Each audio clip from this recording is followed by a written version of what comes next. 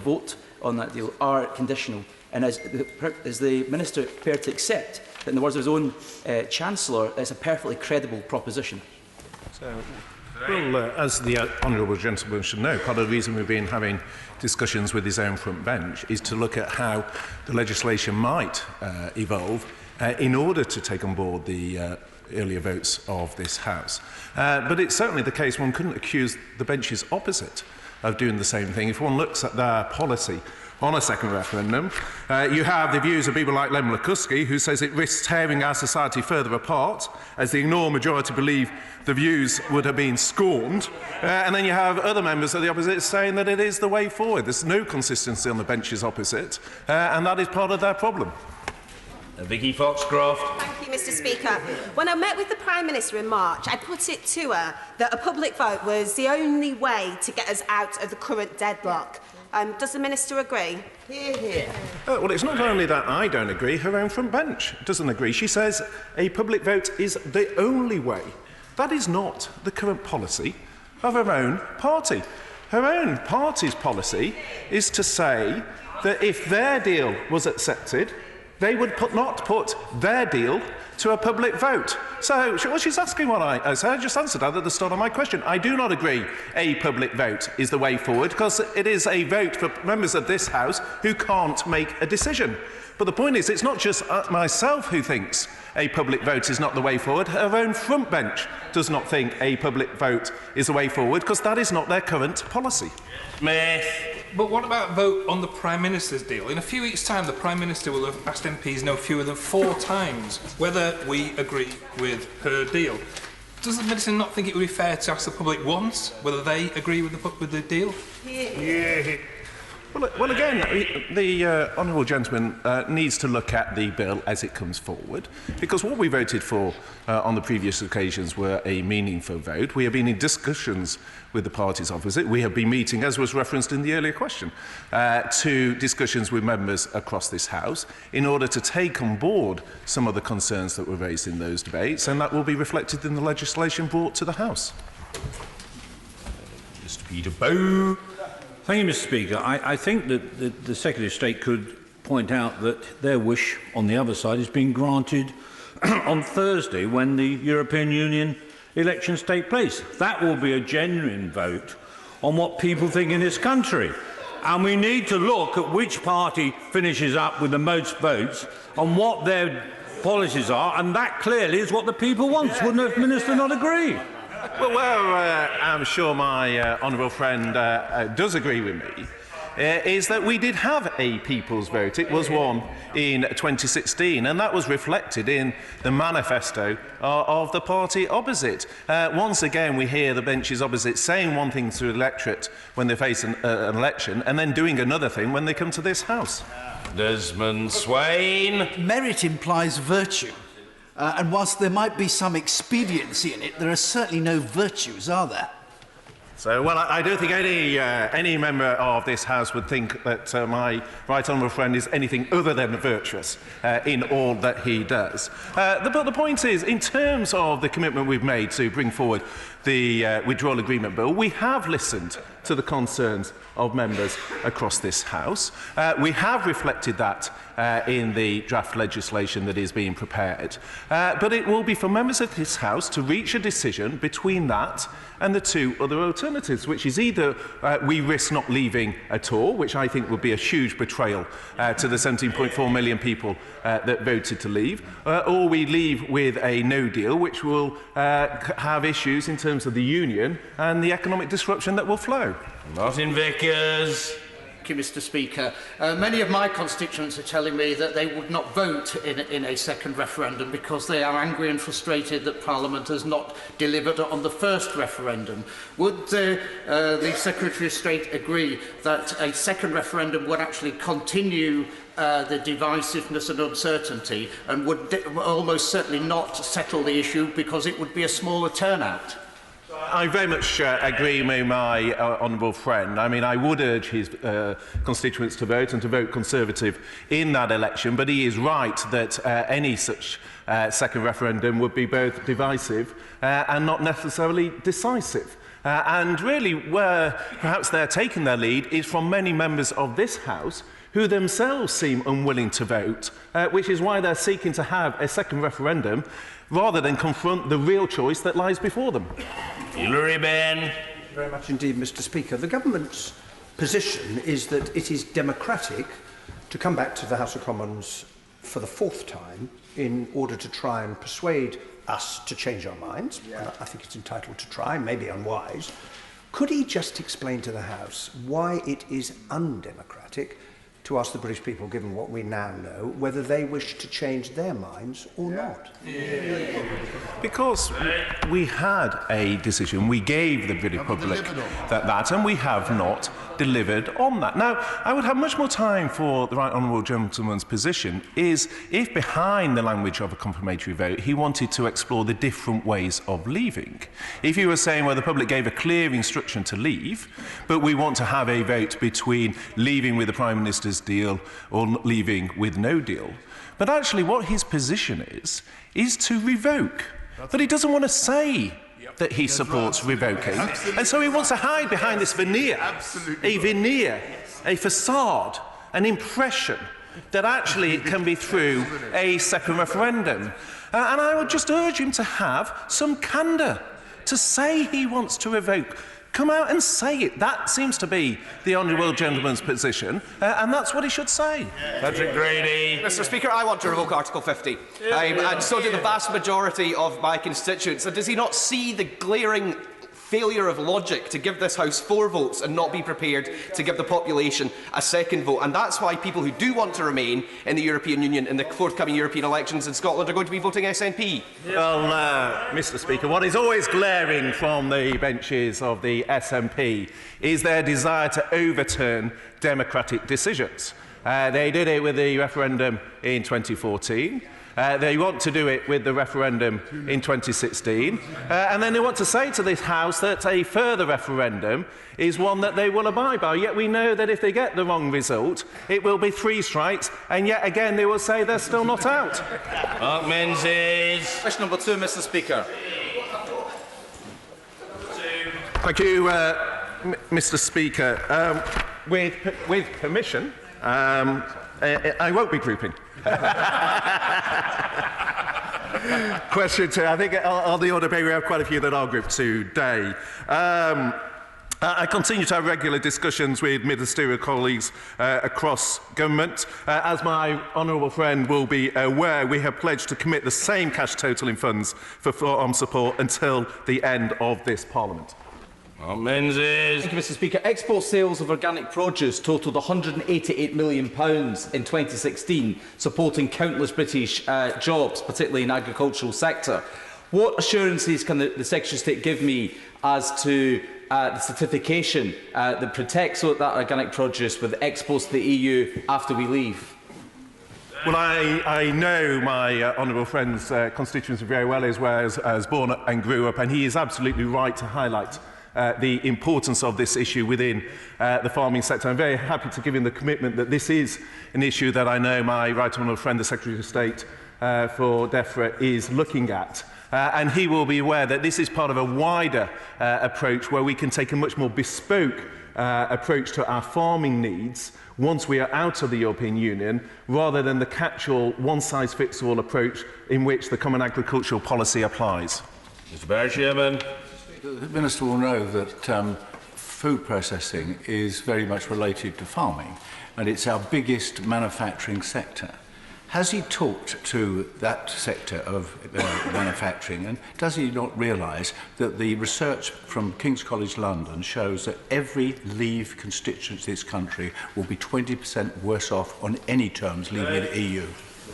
Well, firstly, can I join the Prime Minister in recognising the service of the honourable member, and I think he said at P&Q yesterday that he was a Eurosceptic when he came into the House, and there is always still time Mr. Speaker, for him to return to his true beliefs. In terms of that, I mean, as I think he's well aware, I actually represent one of the key farming constituencies in the country, in the Fens. He will be aware that the majority of farmers actually voted to leave, and that is because they see the opportunities that we have. For example, things like the three-crop rule, which is restrictive to what many within the farming community. So we can have, through the agricultural bill, a much more bespoke approach. And I think the key issue is to speak to those who actually farm. And the overriding message from both the NFU is to back this deal, but from farmers themselves, they want the liberty of being outside the straitjacket of the EU. And that's what this bench, this government will deliver. Chris Davis. Thank you, Mr. Speaker.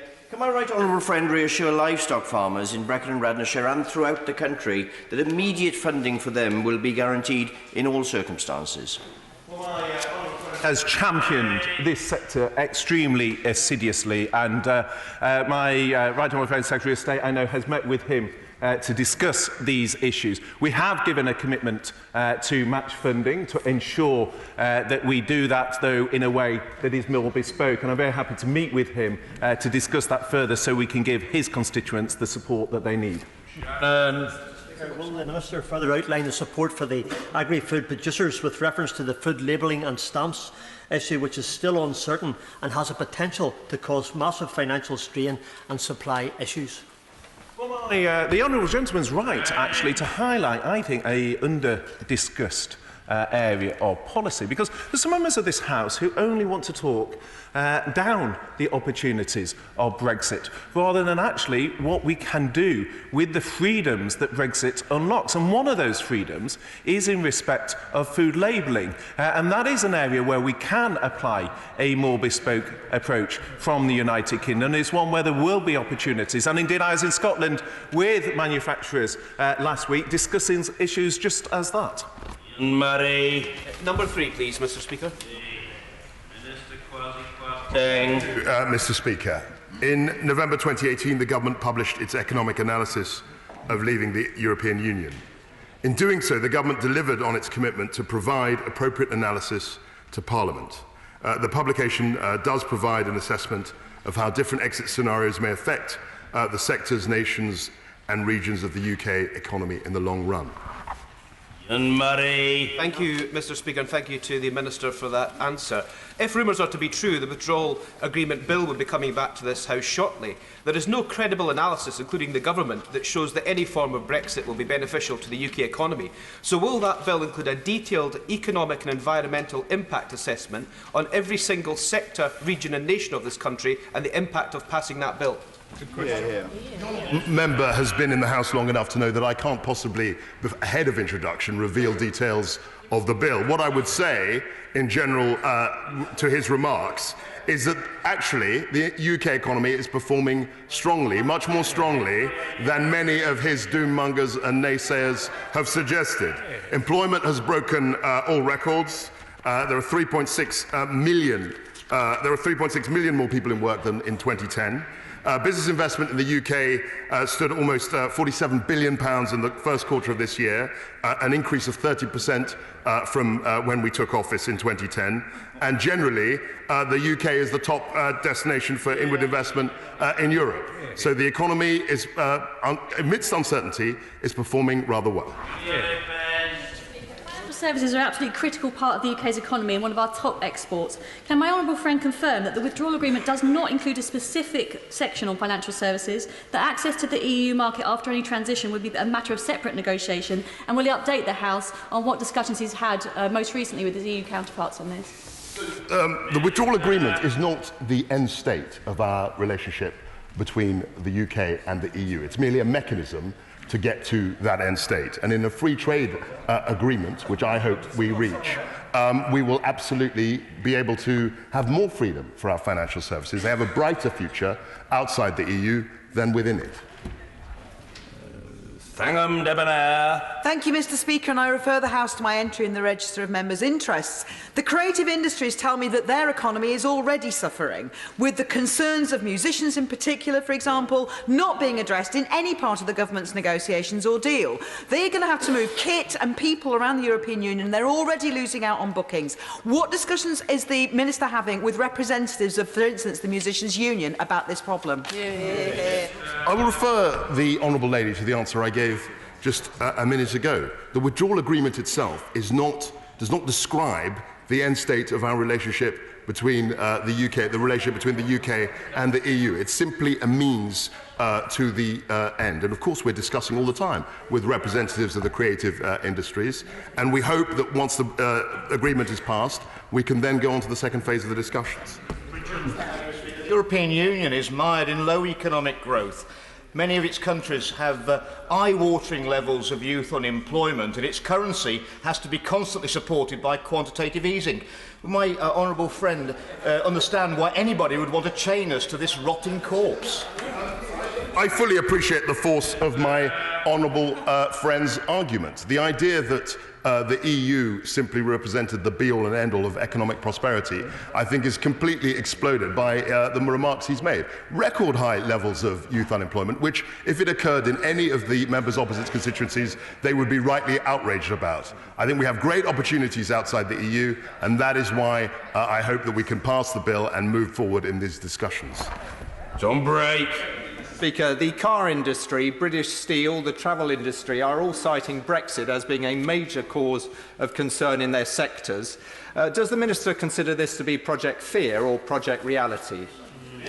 What I would urge the honourable gentleman to do is to end the uncertainty and back the bill so that we can move on with this debate and so that we can get to the next phase of the negotiations. That will provide the certainty which the industries that he cites are looking for. Thank you, Mr Speaker. The Minister reminded us that the Government has done economic analysis of a number of Brexit scenarios, but very pointedly, they haven't given us an analysis of the impact of the scenario that are going to ask us to vote for in a few weeks' time. But every analysis they've done of every Brexit scenario has shown that the economic damage to Scotland caused by Brexit is always made even worse if we also lose our rights under free movement of people. How does a Minister justify imposing this additional economic damage on a country that rejected Brexit by 62% in 2016? I fully appreciate the concern that members of the Scottish Nationalist Party have. They campaigned for 2 referendums, they got beaten in both of them, and now they simply want to rerun the result. The fact is, as this United Kingdom voted to leave, and this government, this front bench, is pledged to deliver on that referendum result. Grant.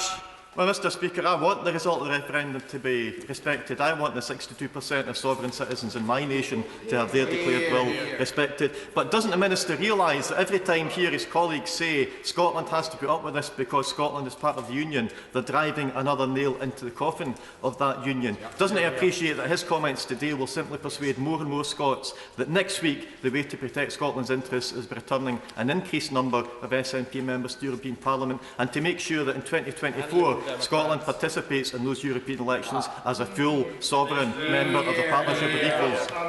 My right honourable friend, the Secretary of State, was in Scotland last week, and the opinion in Scotland is very divided on this issue, as it is in the rest of the United Kingdom. And he will appreciate, as a Democrat, that the vote in 2016 was a national vote, a United Kingdom vote, and we are pledged to respect the majority result, which was to leave the European Union.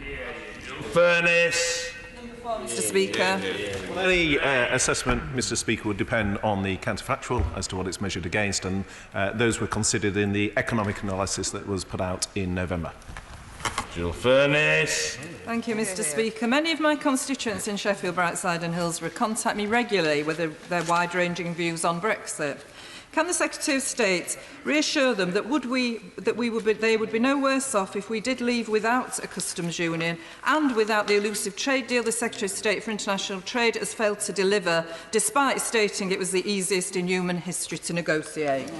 Well, there is nothing elusive, Mr. Speaker, as to the actual text that is in the political declaration, and that makes clear that the government can negotiate the benefits of a customs arrangement alongside an independent trade policy, and the economic analysis shows that that is the best way forward of the options open to the government. Field. Thank you, Mr. Speaker. On Monday, the Secretary of State's two predecessors, 11 other former Cabinet Ministers and the chair of the 1922 committee wrote to the Prime Minister urging her, and I quote, to reject a customs union solution with Labour. Clearly many Cabinet Ministers agree with them. Does he? Well, I've been clear throughout that we have an approach which I think is the best way forward. There are conflicting views in all the parties there are, as he well knows, on his own front bench. We are discussing this with the bench opposite in order to try and seek a way forward on behalf of the House which will allow us to deliver on the referendum result. My position, if you ask about my personal position, has always been clear, which is we made a manifesto commitment in terms of the single market and customs union, and that was clear in the manifesto. But we are trying to look at how we deliver on the referendum result, and I think, as my opposite number would say, those discussions are ongoing. Blomfield. I guess that might have come close to a suggestion that he does agree with those who are opposing his Prime Minister's position. But this is, after all, a Secretary of State who voted with those two predecessors against his own government's proposal on extending Article 50, even after he had recommended it to the House. So I think we do deserve some clarity on these issues. The authors of Monday's letter also said of any agreement that is reached, quote, no leader can bind his or her successor, so the deal would likely be, at best temporary, at worst illusory. Does he agree with that?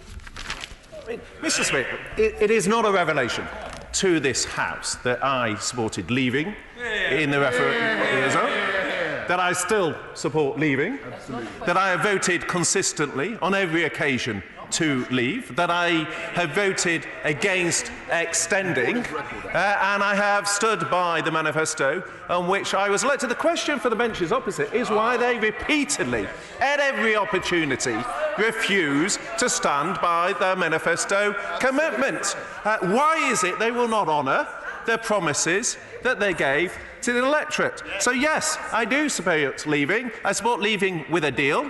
I've made clear that if we don't leave with a deal, then of the two alternative options, I would leave with no deal. My position has been consistent. Why hasn't theirs?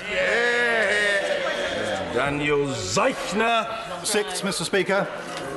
Mr. Speaker, this is a hugely important scheme designed to help EEA and EU citizens take up their rights and deliver on the government's commitment that we want them to stay. I meet regularly with colleagues in the Home Office to discuss it, and it's important to note that the Home Office has received over 650,000 applications so far, with thousands of more being received every week. Applications are free, and there is plenty of time to apply.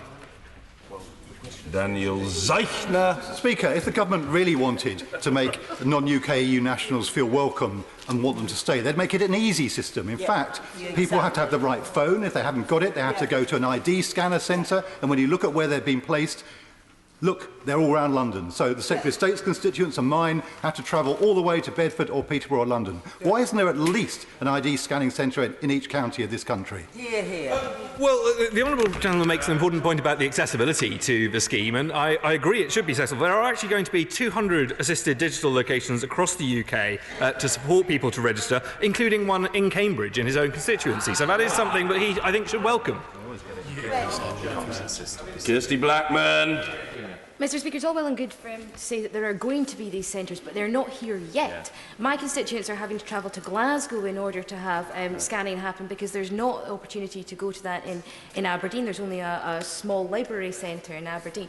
I'm incredibly concerned that particularly, and this has been highlighted to me, women who are fleeing domestic violence are being told that because their application is a bit more difficult, they are having to go all the way to Glasgow when they're already suffering from destitution as a result of the domestic violence. I take on board the point the Honourable Lady has made, and I'm happy to discuss that with the colleagues at the Home Office. But I think with regard to a couple of different things here, assisted digital locations, there are scanning centres that she's mentioned. There's also the ability to apply via the Android app, and I know that my colleagues in the Home Office have been in regular talks to Apple to make sure that those applications can be made through their devices. So there are a whole range of ways in which people can apply, and for those people who are particularly vulnerable, there is also face-to-face support available at home to complete the application. Speaker.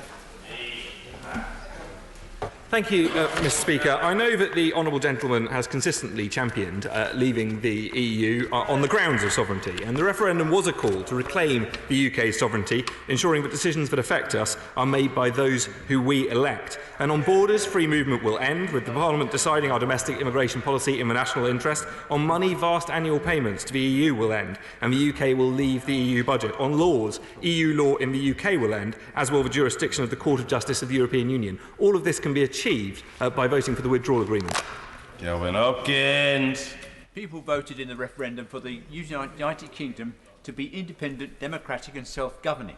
But the BBC recently broadcast a comment by the Belgian Liberal politician Guy Verhofstadt about the UK becoming a colony of the EU.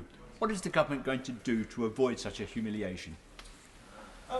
I think the honourable gentleman will recognise that sometimes some of these statements may be made to provoke rather than necessarily to inform. But what I would say to him is that we have very clear agreement in the Withdrawal Agreement and the Political Declaration of the UK coming out of and separating itself from the European Union. That is something that I think members across this House, bearing in mind the manifestos on which they should elected, should get on and support. The BBC documentary Brexit Behind Closed Doors was a devastating expose of the incompetence of the government's Brexit negotiating strategy. It showed the contempt the EU has for the Prime Minister's stance, and has shown that the EU has run rings round us at every opportunity, with 2 exit dates having come and gone, despite over 100 assurances from the Prime Minister on the floor of the House. Isn't it clear that the simplest, cheapest, cleanest and most honest way to deliver Brexit is to leave with no deal on the 31st of October? Minister. Well, friend, but if he had voted as I and the Secretary of State have voted, we would have left the EU already. Live effort.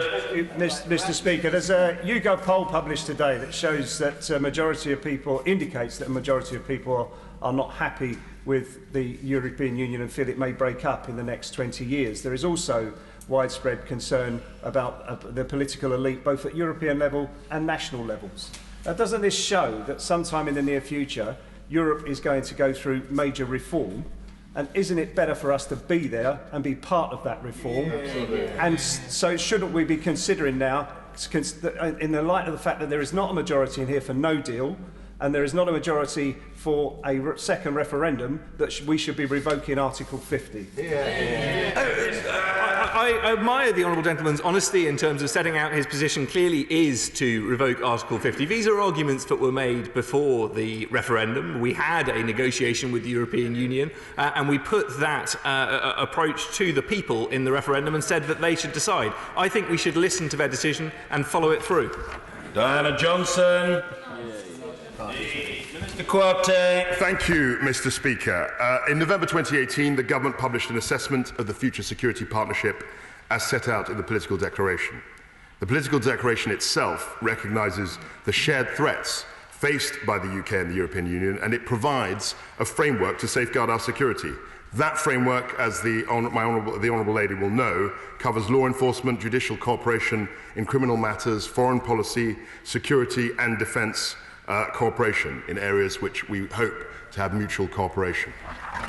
And Diana Johnson. Protecting our national security from organised crime and terrorism is, of course, the first duty of any government. And my constituents want to know that we will still be able to participate in the European arrest warrant and share criminal record checks if or when we leave the EU. So what further progress has been made on what was put into that political declaration so many months ago? The Honourable Lady will appreciate that those matters are for the second phase of the discussions between us and the EU. And in order to get to that second stage, I sincerely recommend that she supports the withdrawal agreement. That is the only way, that is the only mechanism that we will get to the phase 2 of the negotiations, where we can discuss some of these matters which are critically important to her constituents and to the country. Janet Davey. Question number 10, Mr. Speaker. With permission, Mr. Speaker, I will seek to group question 10 with 11 and 12. DExE ministers hold regular discussions with Department of Health and Social Care ministers, and we continue to do so. Janet Davey. Thank you, Mr. Speaker. Nearly 500 people working for Lewisham and Greenwich NH Trust are from the EU. The Royal College of Nursing tells us 7,000 EU nurses have left the register since the referendum. With the numbers of trained nurses declining, what will the government do to ensure quality of healthcare in my constituency does not suffer if and when the UK leaves the EU? Well, Mr. Speaker, throughout the period since the... Give me a moment. I'm actually going to answer with some specific numbers in terms of recruitment. As a former health minister whose portfolio cover workforce, it is an area that I've always taken quite an interest in. So if he gives me even a moment to get past the first 2 words, then I will, I will try my best to respond. I don't think it's a widely known fact, Mr. Speaker, that since the referendum there are now 700 more doctors from the EU 27 countries working in the NHS than there were at the point of the referendum. There's 5,200, over 5,200 more European 27 nationals working in NHS trusts and CCGs since the referendum. The Honourable Lady is right that we do need to do more in terms of nurse recruitment. There is a huge number of things that the department is doing, such as around the apprentice levy, such as looking at skills mix and professional qualifications, the investment of up to 20.5 billion extra a year in the NHS, a lot of which is targeted at improvements to workforce. So she's right in terms of we do need to look at nurse recruitment and how we strengthen that. But it is misleading to keep presenting to the House this fiction that since the referendum there has been this fall in the number of EU staff working in NHS, when 700 more doctors are working than there were at the time of the referendum. Thank you, Mr. Speaker. 64% of medical professionals think that the NHS will get worse after Brexit. They haven't been fooled by a slogan on the side of a bus. So can the Minister explain why is the government struggling to convince those who work for the NHS that there's going to be a Brexit dividend? I suspect this constant drumbeat of negativity around it does not help. But the fact is we have committed to a 10-year plan. She should listen. She should listen to people like Simon Stevens, the former Labour advisor, the chief executive of NHS England. Look at the funding commitment that this government has made, a 10-year funding commitment, up to £20.5 billion additional of NHS funding. She should look at the areas of improvement to care and stop talking down our NHS. In terms of Brexit, then there are things, if one looks at the October 2017 paper, to protect in terms of the NHS. But it's time to stop talking down the NHS and look at the funding commitment this government has made. Thank you, Mr. Speaker. I should declare an interest. I have several family members working in the NHS. As we've heard, there's huge concern about the lack of nurses, particularly specialist nurses who've come from the EU. There used to be a recruitment programme going to Portugal where the training is excellent, particularly in intensive and post-operative care, and they can no longer do that. They used to recruit them because they have good care but not enough jobs in Portugal. That has stopped. In additional medical research teams are in despair because they can't bring exchange their specialist researchers to further medical science. So can the Secretary of State reassure the medical profession that this is keeping him awake and that he has some response to that? Quite remarkable, Mr. Speaker, is no mention of the 5 new medical schools that this government has committed to the significant expansion, record expansion in doctor training that this government has committed to the lifting of Tier 2 visas. The lifting of Tier 2 visas, not just for doctors, but for nurses. so that we can recruit around the globe. They seem to think that recruitment to the NHS stops at Europe. And yet, we recruit talent for the NHS around the globe, and we've lifted Tier 2 visas to facilitate that. This constant drumbeat of negativity from the Honourable Lady does not reflect the reality of this government's commitment to our NHS. Fry. Thank you, Mr. Speaker. I also declare an interest in many members of my family working in the NHS. The NHS depends on tax and national insurance revenues. What is the government's assessment of the impact of leaving the European Union upon those tax and national insurance revenues? My honourable friend is absolutely right that you need a strong economy in order to have a strong NHS. And that is why the option that is set out in the economic analysis published by the Treasury in November makes clear that the plan the Prime Minister has put forward is the one that delivers the strongest economy and as a result enables to make this record 10-year commitment of up to £20.5 billion a year more to our NHS, which is a sign of the commitment of this party, which for the majority of years that the NHS has been in existence has been run by government on these benches.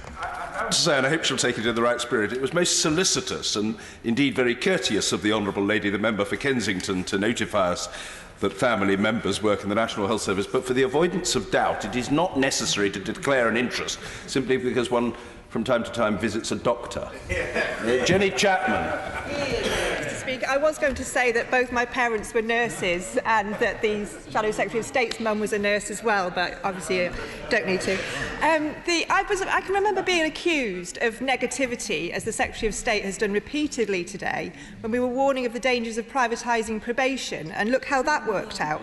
It's our job to challenge the government. They might not like it, but that is one of the reasons that we are here. Public health is also potentially at risk from Brexit. Chlorinated chicken is a public health risk. The Environment Secretary seems to think it is. How can we trust... I suggest he takes that up with the member for Surrey Heath. How can we trust this government to protect our public health or our NHS in any trade deal with the United States when they can't agree within the Cabinet? The Environment Secretary says it will be banned. The International Trade Secretary says it won't. Who speaks for the government on this issue? The Honourable Lady is right that it is her job to challenge the government. Unfortunately for these benches, she usually does it more effectively than we would prefer that she does. But the reality on this issue, actually, I do disagree with her, because her party's policy is to say that it wants to have a say on the EU trade policy, even though the EU treaties do not allow it. So for many years on these benches, we have been told by the party opposite that we can't go into things like TTIP because it will be a threat to our NHS. That is what they have repeatedly said. Now they say, oh, actually, they want to pass control over our independent trade policy to the EU, and that it won't be a threat to the NHS. So once again, we have the benches opposite saying one thing when it suits them and the other today. There is no consistency on their trade policy. Thank you, Mr. Speaker. The Department continues to work closely with colleagues in the Ministry of Housing, Communities and Local Government to ensure that towns and communities across England are supported post-Brexit. The Government announced actually in March this year a new £1.6 billion Stronger Towns Fund for England, which will boost growth and give communities a stronger say in their future after Brexit. Mary Robinson. Thank you, Mr. Speaker. Earlier this year, the Government also announced £56.5 million will be made available to local government to cover the additional expenditure resulting from Brexit. It's important that councils like Stockport are prepared from day one as we leave the EU, in order that my constituents can have uninterrupted local services. How will my honourable friend also ensure that as local authorities make their bids for the Stronger Towns Fund, towns and villages like mine in Cheadle are able to feel the benefit? Minister. I'd like to congratulate my honourable friend for her tireless work representing her constituents and being a real champion for constituents up in the North West. Over half of the allocated Stronger Towns Fund will go to towns across the north of England. In fact, just over £281 million will be allocated to the northwest region, where the member's constituency is. There'll be further opportunity, I think, to deliver locally led projects, to create new jobs, and to support the government's commitment to build a more prosperous economy across the United Kingdom. One of the ways in which the government could start moving on regeneration, not just in England but across Wales and Scotland, Northern Ireland as well, is to set out when the consultation on the Shared Prosperity Fund will be starting. It was meant to be before December 2018. Treasury ministers don't know, Wales Office ministers don't know, Base ministers don't know. Perhaps Brexit ministers can give us an answer for a change. The honourable member will have observed that we have not yet reached a deal on the withdrawal agreement. Now, the Shared Prosperity Fund is the pot of money that will be allocated across the UK, once we have left the EU. We still have to have the withdrawal agreement, it still has to go through, and then at that point we recognise the importance of reassuring local areas that the Shared Prosperity Fund will be distributed. But it doesn't make any sense to do that ahead of the ratification of the deal. First glove. Team, Mr. Speaker. Just kidding. Thank you, Mr. Speaker. Revoking Article 50 would cause irreparable damage to the relationship between voters and members of Parliament representing them. It would reverse the outcome of the 2016 referendum, betraying not only the 17.4 million voters who voted to leave, but everyone who voted, putting their faith in our democracy at risk. Revoking Article 50 would break the trust that British people place in politicians, in voting and in democracy. First glove. Grateful to the Minister for that answer. And what steps are his department taking to maintain the faith of the public in the importance of their votes and confidence in this government delivering what it said it would deliver, particularly as we head into European elections that they neither wanted, voted for or support? Minister. Ultimately, there are only three ways that this can resolve itself. The UK leaves the European Union with an agreement, the UK leaves without an agreement, or we revoke Article 50 and we don't leave. Not leaving with a deal is...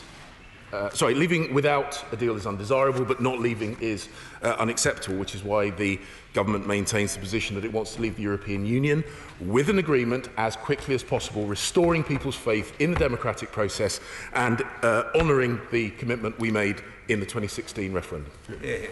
Mr. Speaker, next month it will be 3 years since the referendum. Does the Minister regard the referendum choice as binding for all time?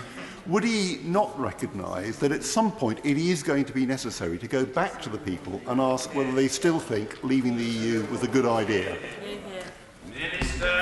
The government's position is the referendum result is binding until it is delivered. Jonathan Edwards. Mr. Speaker, isn't it the reality that the biggest danger to confidence in democracy will come when the promised sunlit uplands fail to materialise? And therefore, isn't it the only way out of this mess now is to go back to the people and ask them to exercise their democratic choice? The British people have already exercised their democratic choice. I don't subscribe to the negative predictions that he and others have made about a post-Brexit British future. But more importantly, international businesses don't agree with him because inward investment into the UK is still flourishing. The employment market doesn't agree with his projections because unemployment is still reducing, employment is still increasing. I am confident, the government is confident, there is a bright future ahead for this country outside the European Union. That is what we are committed to deliver and that is what we are working towards. Mr. Speaker, last week I was in Sibiu, where I made clear that we face common and evolving threats to European security. These threats demand close cooperation, and the UK has a leading role to play in that. Fabricant. My right honourable friend will know that the Bundesnachrichtendienst have already made it absolutely clear that the United Kingdom is one of the biggest intelligence services in the world, that it's a member of Five Eyes, and that Europe is dependent on the United Kingdom for intelligence, as well as our wishing to cooperate with them. Doesn't that make a complete nonsense of some members opposite who say that if we left the EU without a deal or otherwise, they're not going to continue to cooperate with us for their own benefit. My right honourable friend is absolutely right that there is a shared interest between the UK and the European Union in close collaboration on security. He is right, not only is the UK the only member of the Five Eyes intelligence network, we're also the only EU country that contributes both its NATO 2% and its overseas aid 0.7% commitment. And that is why it's in both sides' interest to work closely on our shared challenges, because many of those challenges actually lie beyond Europe. 17, Mr. Speaker. Additional EU exit funding allocated by HM Treasury to departments and devolved administrations cover all scenarios. No deal spending cannot readily be separated from deal spending, given the significant overlap in plans in many cases. HM Treasury, since 2016, has allocated over £2.4 billion of funding for all exit scenarios. Despite talking up and legitimising a no-deal outcome for 2 years, the Prime Minister has now applied for 2 different extensions to the Article 50 period in order to avoid that outcome, because she knows it's damaging to the country. He talks of £2.4 billion. Wouldn't that money have been better spent on the fight against knife crime, helping families struggling to cope with universal credit, or 100 other causes that would benefit our constituents, rather than an argument which, by the Prime Minister's actions, she has shown she doesn't even believe in? Her Majesty's government has never had a policy to take no deal off the table. This House has committed government through votes to do so. He talks about spending in other departments, and we have seen record spending in the National Health Service, for example, making good on a commitment of this government. If he doesn't want to see any more money spent on no deal preparation, it is incumbent upon him to bring this to a conclusion, and the best way of doing so is to vote for the Withdrawal Agreement Bill when it's presented to the House, give this country certainty and the ability to move forward in a post-Brexit world. Thank you, Mr. Speaker. In an op-ed in The Sun on Saturday, the Brexit Secretary argued that it would be inexcusable for the government to not use the coming months to continue to prepare for no deal. Indeed, based on his answers today, he'd no doubt like to accelerate those preparations. But as the public knows, given that they get advance sight of pending cabinet rows in their morning newspaper, the Chancellor of the Exchequer takes a different view. He recently issued an edict that no further Treasury money will be provided for no deal planning ahead of the 31st of October deadline. When it comes to no deal planning, can the new Parliamentary Undersecretary tell us who actually speaks for the government on this issue? The Treasury has already allocated money for no deal preparation. We are continuing to prepare for no deal because there is at the moment still the possibility that on the 31st of October the United Kingdom leaves with no deal. Members of the House who are uncomfortable with that position can take a no-deal Brexit off the table by voting for a withdrawal agreement, leaving with a deal which remains the government's policy. And if we were to do that, we could then move on to the second stage of the negotiations and set about creating a strong working relationship with our European partners and other nations around the world. Good 18, Mr. Speaker. Thank you, Mr. Speaker. We continue to work closely with the Secretary of State for Environment, Food and Rural Affairs on supporting our fishing industry. The government's vision for a sustainable and profitable fishing sector was set out in the Fisheries White Paper in July 2018. As an independent coastal state, we will control access to UK waters and pursue a fairer share of fishing opportunities for the benefit of fishermen in Banff and Buchan and across the UK. I thank the Minister for his response, but can my honourable friend confirm that when we get a withdrawal agreement agreed, whatever form that agreement takes, we will be leaving the common fisheries policy, as he's just said, taking part in annual negotiations as an independent coastal state no later than December 2020? My honourable friend is right, and what's more, he continues to be a passionate and persistent champion of the fishing industry in his constituency. The best way to ensure that this happens, and exactly what he said, that we are taking part in those negotiations by December 2020, is to vote for the withdrawal agreement, to do as he and I have done to secure those rights, and not as the SNP have done to try and trap us in the common fisheries policy. Yeah. Bambos charalambos. Thank you, Mr. Speaker. Question number 19. Minister. Thank you, Mr. Speaker. The UK is a world leader in the provision of legal services, and English law has a reputation for excellence across the world. The political declaration outlines that the EU and the UK's commitment to ambitious arrangements for services and investment that go well beyond WTO agreements and go beyond existing EU FTAs. Bambos charalambos. Legal services in the UK are a success story. The sector makes a significant contribution to the UK economy each year. The Law Society estimates that this is around 25.7 billion, 4.4 billion in net exports and 370,000 jobs. And this relies in part on the uniform market access across the EU and the EEA. So will the Minister work with representatives from the legal sector to ensure this is maintained by the UK-EU future relationship? The honourable gentleman is a diligent member of the Justice Select Committee, and he's absolutely right about the importance of the UK legal services sector in terms of exports and its contribution to the economy. We've listened to EU leaders, and we understand and respect the position that the four freedoms of the single market are indivisible and there can be no cherry-picking. So while we are not seeking single market membership, we are seeking ambitious arrangements for services and investment that build on recent EU FTAs, and we're working closely with colleagues from the MOJ and engaging with industry stakeholders, including the Law Society, to achieve a deal that works for the UK legal services sector, both in terms of market access and in terms of civil judicial cooperation. Topical questions. Bambos charalambos. Question number 1, Mr. Speaker. Mr. Speaker, since the last departmental questions in this House, the Government and the Opposition have held constructive meetings over the last 6 weeks. The Prime Minister met the Leader of the Opposition earlier this week. Discussions continue to try and reach a compromise that could command a majority in this House. The Prime Minister has also said that the Government will introduce the Withdrawal Agreement Bill in the first week after recess, which will allow more time for these talks to continue, but with a view to ratifying the Withdrawal Agreement before the summer recess. Bambos charalambos. Can the Secretary of State confirm that the EU Withdrawal Agreements Bill will include the Government's proposal to legislate for the backstop in UK law? So, well, yes, because the Withdrawal Agreement Bill will need to be ratified, and ratification includes the Northern Ireland Protocol. Mr. Peter Bone. Thank you, Mr. Speaker.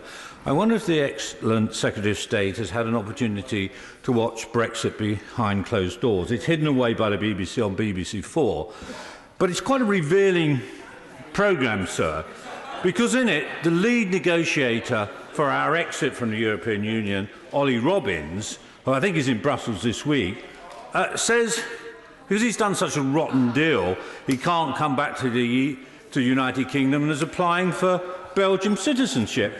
Is that appropriate, Secretary of State? Well, Mr. Speaker, without straying too much into my television viewing figures of recent weeks, I must confess to the my honourable friend that I am intending to watch the documentary. I've seen clips of it, including the clips to which he refers, but as I think he'll appreciate with my diary, at the moment there isn't a huge amount of television time, but I will be ensuring that I do make time to watch that in the coming days. Keir Starmer. Thank you, Mr. Speaker. In February, the Secretary of State told this House, and I quote, "The Withdrawal Agreement Bill is a significant piece of legislation and we will need to get it through the House. But the key issue is getting the deal through, because once we've done that, we'll have the basis for the necessary consensus in the House to approach that legislation." That makes sense. Deal first, implement second. So can the Secretary of State tell us, is the Government going to hold a fourth meaningful vote before the Withdrawal Agreement Bill is introduced? Or will the House be asked to do the opposite of what he advocated in February and implement a deal that's not been approved? No, I think, firstly, Mr. Speaker, I do not want to stray into territory that is quietly right, much more a matter for the Chair. But the Chair, I think I'm correct in saying, sir, has been very clear in terms of your directions regarding meaningful votes and what the position would be in terms of whether those would be considered. Now, in terms of the deal, we have also talked in terms of whether an agreement could be reached with the bench opposite. Those talks, as the right honourable gentleman knows, are ongoing, including the discussion between the Prime Minister and the Leader of the Opposition this week. What we have made clear, and what the Prime Minister has made clear, is that we will bring the withdrawal agreement legislation to the House the week after recess, and the House will get an opportunity to vote at that point. Keir Starmer. Mr. Speaker, I'd have thought it's patently clear that if the Prime Minister's deal is put for a fourth time, if it's allowed, it will fail just as it's failed 3 times already.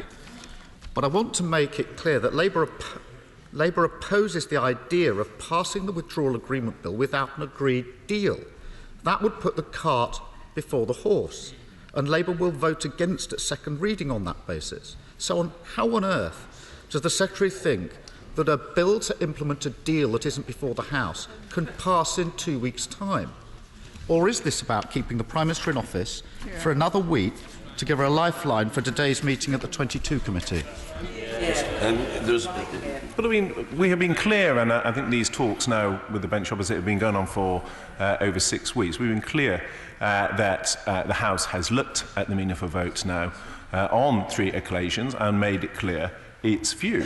The question, therefore, and it came through from amendments from a number of members of this House, such as the Snell-Nandy amendment, to take one example, as to whether there were changes to the Withdrawal Agreement Bill which would enable it to command a wider body of support. And it is on that basis that not only have we had those discussions, but indeed he has welcomed those discussions. Now, it will be an issue for the House to decide when it sees that legislation whether it does command a majority of the House. Now, it may be that his personal position is that it's irrelevant what is in that text because he personally wants to have a second referendum. Now, that's not the basis on which the discussions have been held. That may be his personal position. It is not, as I understand it, the official position of the Leader of the Opposition. But it will be for the House to make a decision, and what the Prime Minister has made clear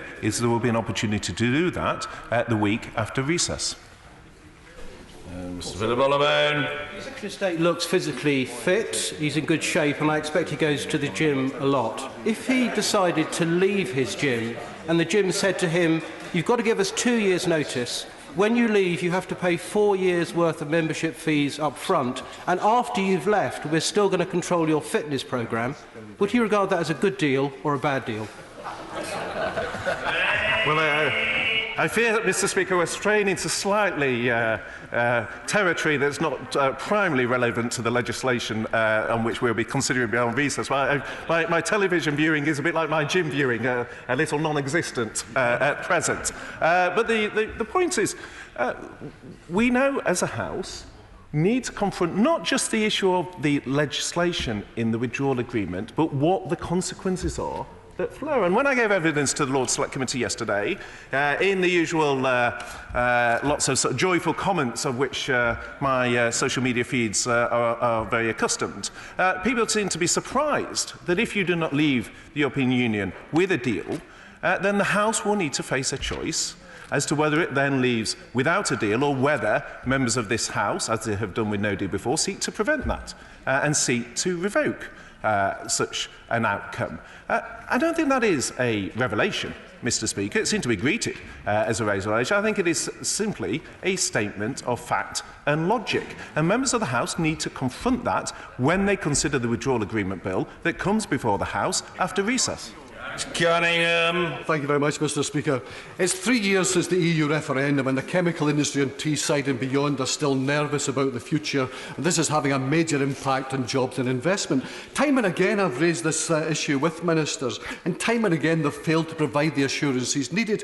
What's the Brexit Secretary got to say now? With your permission, I'm very pleased that the honourable gentleman raised this. I visited not exactly his constituency, but I've been to T-Sport. I've seen many representatives of the chemicals industry. And the one thing that they are very anxious to do is to create some certainty. They want this phase of the Brexit process to be completed, and they feel that we should actually back the deal and back the withdrawal agreement. They have accepted, unlike many members on the party opposite, they have accepted the result of the referendum, and they want to move forward with this process. Jeremy Lefroy. Mr. Speaker, what preparations has the government made to establish a UK investment bank to take over the responsibilities and functions of the European Investment Bank, and indeed to do more than that for investment in the infrastructure and businesses of the UK? My friend raises an important point. As the Treasury have set out, there will be extra support for the British Business Bank to play a role in that regard. But I'd also point him towards the important role of the UK Share Prosperity Fund in replacing elements of structural funding. Grady.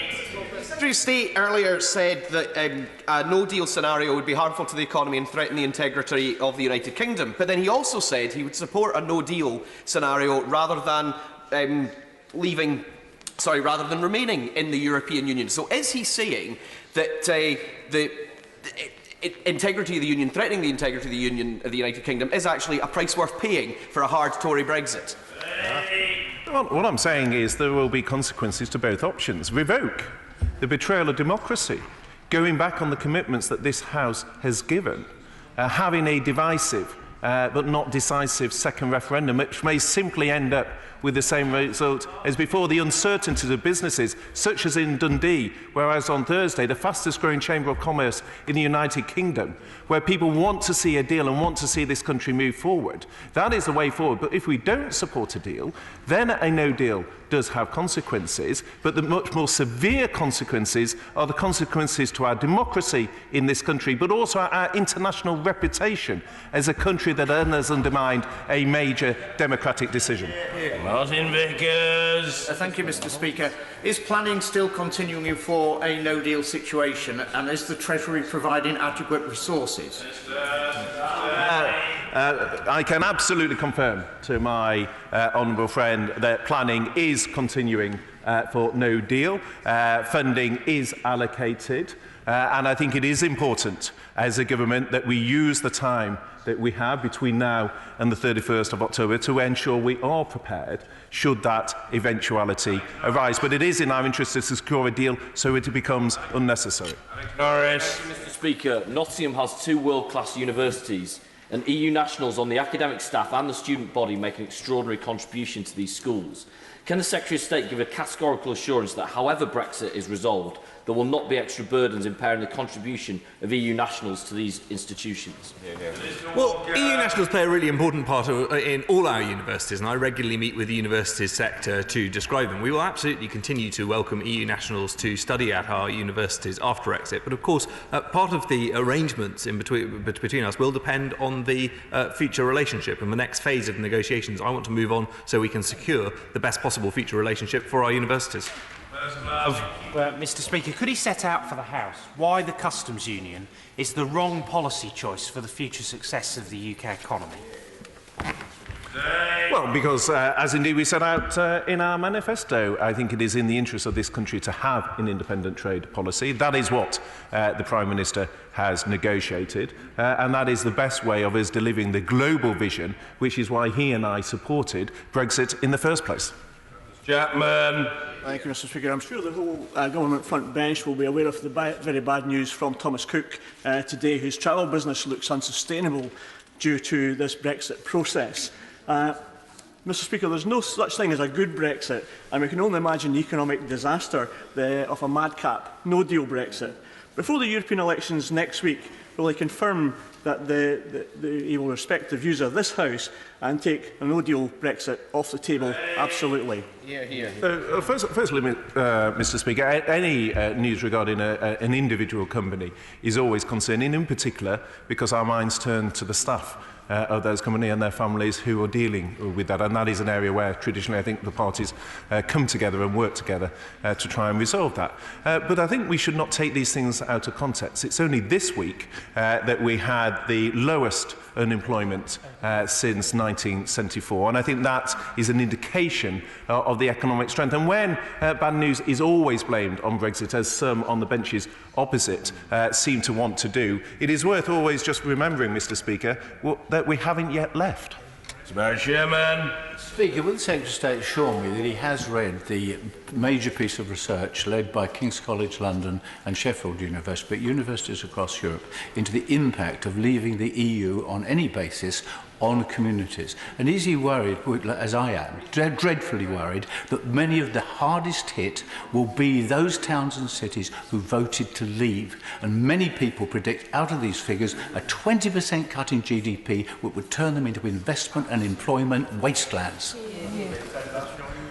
So, again, what he seems to be saying is that the people in those communities that voted to leave should not be trusted with their vote. That's not what he says at the general election when those same communities return Labour MPs. He doesn't say that when they look at the economic policy of the leader of the opposition, they are too stupid to be trusted with their vote. And yet he seems to say that when it comes to the biggest vote in our country's history, that vote should be respected. Earlier this month, the House declared unanimously a climate change emergency. Does the Secretary of State agree that when it comes to tackling the catastrophe which is climate change, or for that matter, challenging the overweening arrogance of the tech giants, or protecting our citizens, we are stronger and have more influence as a consequence of international agreements, and that they therefore enhance rather than diminish our sovereignty? I think I agree with every word of what she just said, and I think that is one of the reasons why we're seeking to secure the international agreement that we've already negotiated with the European Union to allow for an orderly withdrawal, one which will allow us to work together effectively on these issues in the future, as we see indeed our Prime Minister has been in European capitals this week, working collaboratively with our European countries. The Minister knows that the government's myopic obsession with ending freedom of movement is causing a recruitment crisis in the health and social care sector. Indeed, the King's Fund said recently that it was becoming a national emergency. Why is his government determined to drag this sector into that national emergency? I think the only myopic obsession, Mr. Speaker, is the SNP's obsession with an independent referendum. But I mean, again, he says it's the government's obsession. It is the MAC, the Migration Advisory Council, that has said that this is a UK-wide issue and needs to be approached on a UK-wide basis. And I just remind the House of the answer I gave earlier, that there are now 700 more doctors working from EU 27 countries in the NHS than there were at the time of the referendum. The numbers are going up, and yet he constantly talks our country down. Absolutely right. Order. I have to notify the House, in accordance with the Royal Assent Act 1967, that Her Majesty has signified her royal assent to the following acts. Offensive Weapons Act 2019, Mental Capacity Amendment Act 2019. Order. Before I call the Right Honourable Gentleman Member for Raleigh and Wickford to ask his urgent question, I remind Honourable and Right Honourable Members that, under the House's long-standing resolution on matters sub judice, they must not make reference to individual cases currently before the courts. Urgent question, Mr. Mark Francois. Thank you very much indeed, Mr. Speaker. To ask the Secretary of State for Defence if she will outline the government's plans for dealing with legacy issues and the investigation of veterans who served in Northern Ireland during the Troubles. Minister John Penrose. Thank you, Mr. Speaker. And can I begin with an apology, because as everyone will have doubtless observed by now, I am not the Secretary of State for Defence. I don't have her hair. I'm very jealous of that.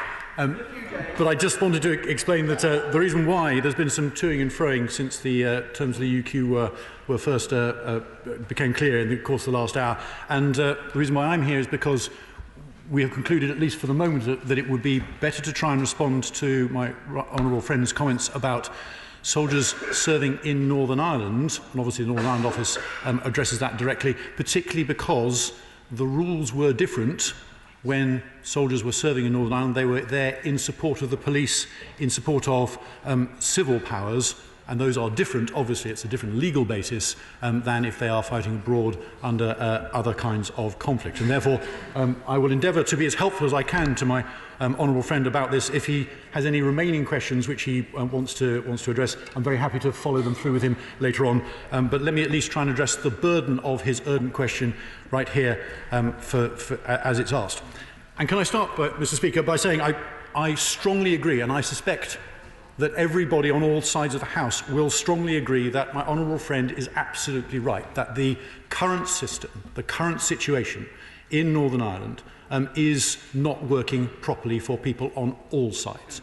It is clearly unsupportable and it is unfair in many, many ways. So whether you are a former soldier or a former police officer, perhaps now in your 70s, who is worried about being pursued through the courts for events that happened 30 or 40 years ago, that is a constant worry to you and to your family and to your friends. But equally, if you are a member of a family of a victim of Republican terrorists, where the perpetrators were never brought to justice, there is a great feeling of worry, concern, and a difficulty in moving on all sides of the community in Northern Ireland, which my honourable friend is absolutely right, has to be addressed. And that is why, Mr. Speaker, not just the government, but also I think I'm right in saying that parties on all sides of this House and right the way across Northern Ireland believe that a new approach is absolutely vital to put this right. And that's why the original Stormont House Agreement was announced some years ago now, and why most recently we have been running a consultation on views about how that could be taken forward. There were over 17,000 responses to that consultation, Mr. Speaker, which I think shows both the depth and the breadth and the intensity of concern about the current situation. We have almost, or pretty much have finished going through those returns to the consultation, and some trends are starting to emerge. We will, of course, bring those to the House as soon as we decently and responsibly can. But I think that one thing is clear to everybody, which is this, that everyone agrees on the aim. The difficulty here is that after, in some cases, 30 or 40 years later, after some of the events in the Troubles, we need to have a process which may have a judicial element, I'm sure it will, but will have to be broader than just judicial, which will allow all sides of the community in Northern Ireland to establish the truth where it can be established, but also which is fair to all sides in the community of the community in Northern Ireland, and which will allow people to move on, where they will feel that society as a whole can draw a line and move on. And while comparisons cannot be exact because the situation in Northern Ireland is unlike anything else on the planet, this has been done in other societies, famously, for example, the Truth and Reconciliation Commission in South Africa. That won't work precisely in Northern Ireland, clearly not, but some equivalent process, something which aims at the same outcomes, which allows people to feel that justice is being achieved, that truth has been delivered wherever it can be, and that closure can be achieved for all sides on an equal basis wherever possible, is essential. That matters particularly for soldiers who were serving in Northern Ireland, also for police officers who served in Northern Ireland, but also for the families and the grieving loved ones of victims as well. I will endeavour to respond to my honourable friend's further questions. I'm sure he has many, but I hope that at least helps to set the scene about where we are at the moment. Well, Francois, Mr. Speaker, I'm very grateful to you for allowing this in the queue this morning. There's been a great deal of media speculation over the last week about both what the MOD want to do and the NIO want to do, but yet we've had no information given to the House. So I put in the UQ this morning to try and achieve some clarity, and we'll see how we get on, sir. The Secretary of State for Defence gave a very confident and front-foot speech at Roos yesterday. I was in the audience. Frankly, it was an excellent speech. And she mentioned in her remarks her intention to try and provide legal protection, particularly for veterans who had served in the campaigns in Iraq and Afghanistan. And we have seen articles in the Times and elsewhere to that effect, but thus far, I'm afraid, sir, we've had no specific details. If the press reports are accurate, then what the MOD are aiming towards is something along the lines of a statute of limitations, perhaps 10 years after a conflict has ended, in which no prosecution would be possible unless further exceptional or compelling evidence were to come forward. If that be so, the Defence Secretary would be honouring the Conservative Party's 2017 manifesto, which makes a nice change, and I quote from the manifesto, "We will protect our brave armed forces personnel from persistent legal claims which distress those who risk their lives for us, cost the taxpayer millions and undermine the armed forces." That is as plain as a pikestaff, Mr. Speaker. So if the Defence Secretary is going to do this, well and good, but we'd like more details. And one of the reasons this is so pressing is in terms of the persecution of Iraq veterans. The MOD set up something called IHAT, the Iraq Historical Allegations Team, which spent years looking into these cases. But unfortunately, Mr. Speaker, it became a racket. A number of law firms, one in particular, the ironically named Public Interest Lawyers, led by an appalling man called Phil Shiner, trawled Iraq to encourage people to come forward to make false allegations. Basically, they made some of it up. This all came out in a court case when the trial collapsed. They admitted they'd fabricated evidence, and as a result, my honourable friend and fellow member of the Defence Committee, the member for Plymouth Moor View, conducted a subcommittee inquiry of the Defence Committee into IHAT, which showed it was so shocking that the then Defence Secretary, the Right Honourable Member for Sevenoaks, shut it down. So we must, I'm sure the whole House will agree, never do that again. We then turn to Northern Ireland. And as the Minister rightly said, and as the Minister knows, I have a great deal of time for him, but perhaps slightly less time for his department. The Northern Ireland Office, under the Stormont House Agreement with parties in Northern Ireland, agreed to establish so-called legacy institutions to look into the past. The NIO's interpretation of this is that they will set up some form of commission that will go back to 1968-9, so 50 years, Mr. Speaker, and re-examine every fatality again. That's something like 3,500 cases. So any serviceman, any member of the RUCGC who fired a fatal shot will be re-investigated, but the alleged terrorists will not. Because under the Good Friday Agreement, Tony Blair gave them so-called letters of comfort, which means they are immune from prosecution. No alleged terrorist who's ever been given one of these letters has been successfully prosecuted. The nearest we came was the alleged Hyde Park bomber, and when he produced his letter of comfort in court, the judge abandoned the trial and declared an abusive process.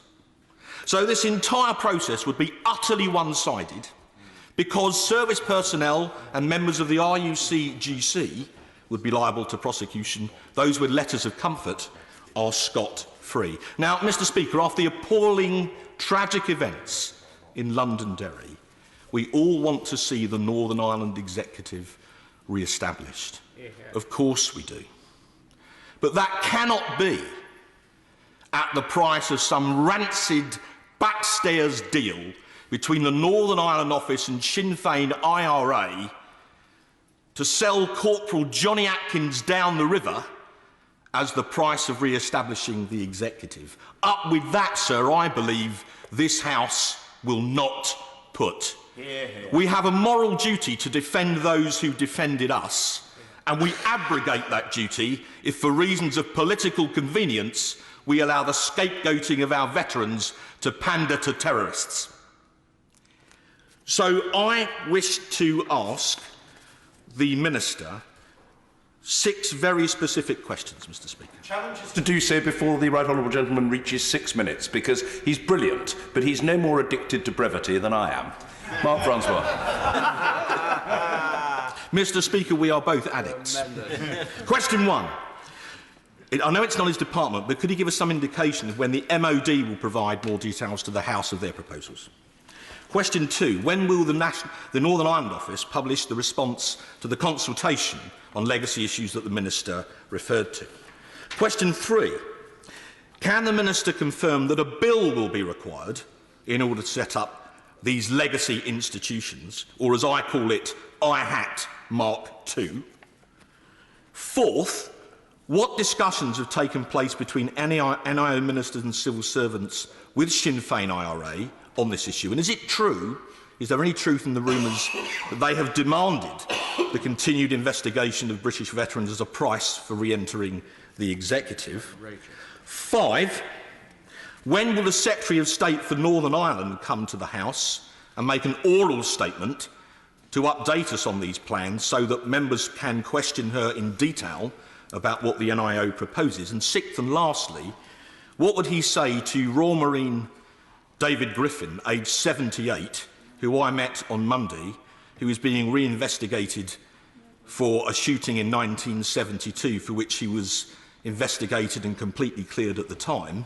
And if he wants to discuss it with Mr. Griffin in person, would he be kind enough to go down to the Royal Hospital at Chelsea, because that's where he now lives? Minister. Mr. Speaker, I will endeavour to respond to those 6 points in order if I can, but can I begin by saying that I'm sure that my honourable friend speaks for everybody in this House. He certainly speaks for me when he says we will have no rancid political deals here.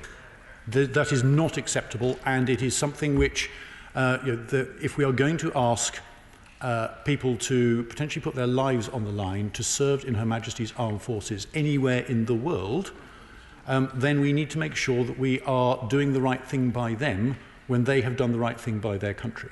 Now, that isn't as he will also understand, as somebody who has served and will understand the importance of military discipline, that is not an unqualified thing, because there are rules within the armed forces. But providing people have adhered to those rules, then we in this place, on all sides of the aisle, and more broadly across society, owe something in return. And so, therefore, yes, absolutely, there will be no rancid political deals under my watch, and I'm sure that he will be absolutely certain to make sure that cannot happen more broadly. Can I also put him right on a couple of other bits as I come to his 6 points? His point about whether or not the Secretary of State announced a statute of limitations or intention to move towards one. He is right that the details have not yet been fully put out. As I understand it, there will be a consultation with more details attached to it, and certainly some of the press reports are talking about a presumption of non-prosecution rather than statute of limitations. We will have to wait and see. And in answer to his first question about when will the MOD publish details, I'm afraid I can't answer that as a minister in the Northern Ireland Office.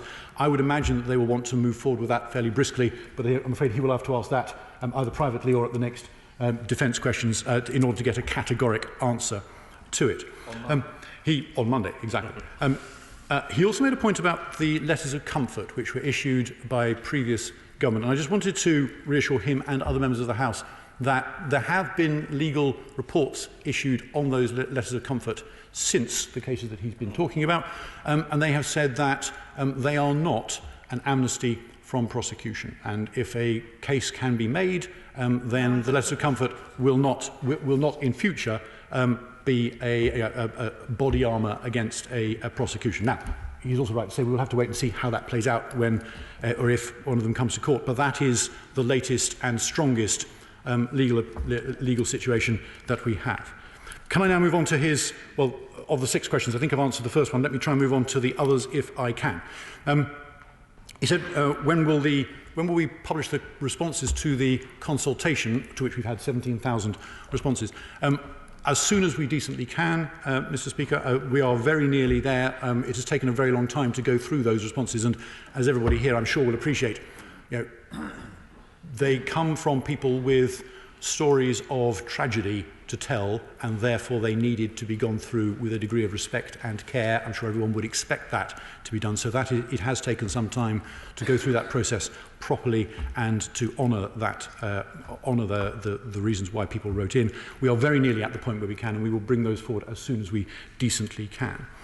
He asked, will a bill be required as and when we come up with proposals in order to put new legacy arrangements in place? And the answer is almost certainly yes, and therefore the House will have an opportunity for full scrutiny in the normal process, which I suspect was the reason why he was asking the question, but it will mean therefore that everybody has a chance to ask the detailed questions about how this thing is being put together and vote on it, and to confirm that as he and I both agreed, no rancid deals have been done as well. Very important point. Has Sinn Féin IRA, as he characterised them, demanded a price in the talks? Not to my knowledge at all, but I think that goes back to his point on the no rancid deals. And when will the Secretary of State for Northern Ireland make a statement on our plans? And I think the answer to that one is as soon as we have had a chance to discuss this in some detail with different parties, both in Northern Ireland and I think here, because I hope he and everybody else here will understand that while there is agreement on the direction, on the outcome which I think everybody wants to see, the details of this matter. They matter hugely. There are real concerns, for example, he gave some examples of them, about the initial set of Stormont Agreement proposals for dealing with legacy.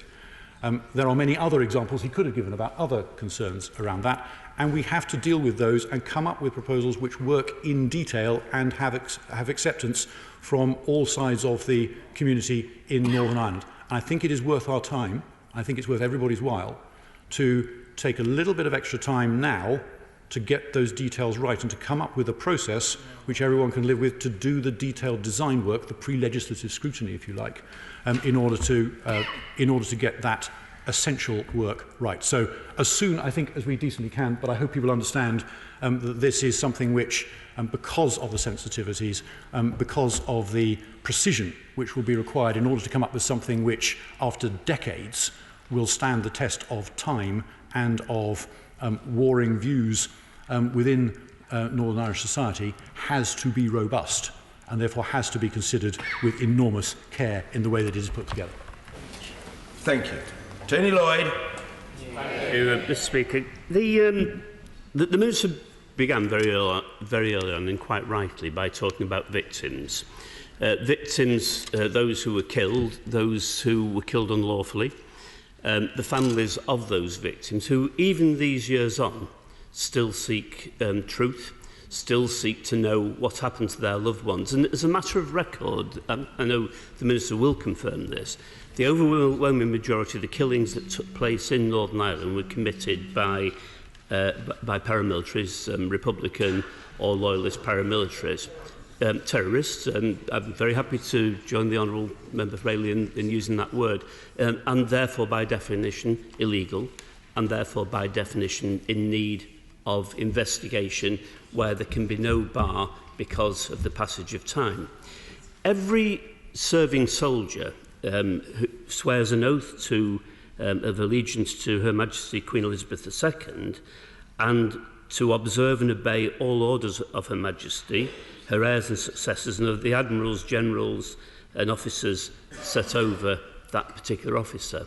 It should be axiomatic that when a soldier has obeyed those Queen's regulations, acted within the orders set out, that individual soldier should be protected from vexatious attacks, and that's legitimate whether in foreign fields or in the context of Northern Ireland.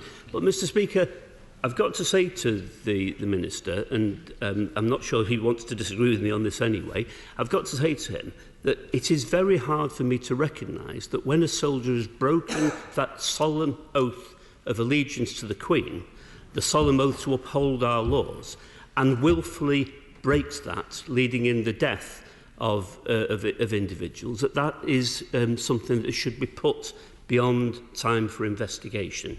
I think we have to be very clear that in this House that investigating the most serious crimes where death has taken place, crimes we have to be resolute and absolute in saying there can be no statute of limitations. Crime is crime. Murder is murder, and we need to establish, as a House, as a nation, that our principles uphold the rule of law, uphold not simply our international obligations, uphold our moral obligations. Now, in that context, can the Minister confirm this specifically, that the PSNI now and any other investigatory body will, by law, be enjoined to investigate those most serious crimes, whether committed by Republican terrorists, loyalist terrorists, or those in the police service or the army who willfully have broken our laws? Because that's the important distinction. The important distinction, protection for those who legitimately carried out the Queen's orders, protection from vexatious claims, that's absolutely right and proper.